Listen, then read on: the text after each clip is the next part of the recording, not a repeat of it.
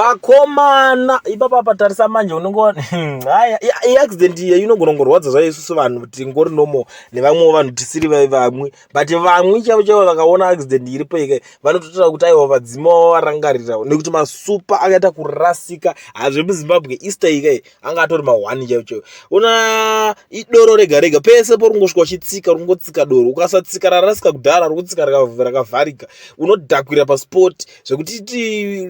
chakaningirina doro ndichekudai so manje chakanakira ndechekuti harilutwe rakawanda zvinoitwa zvinana shuga zvinana zvekuti munhu anonodyira kumba apa munhu akatoluta zvidhakwa anotoluta achivhura achimwira ipapo saka munhu paanomwa 5 masupa anobva atodhakwa so you find out kuti muridzi anogona kunge asina kunyatsoita losi zvake ipapo because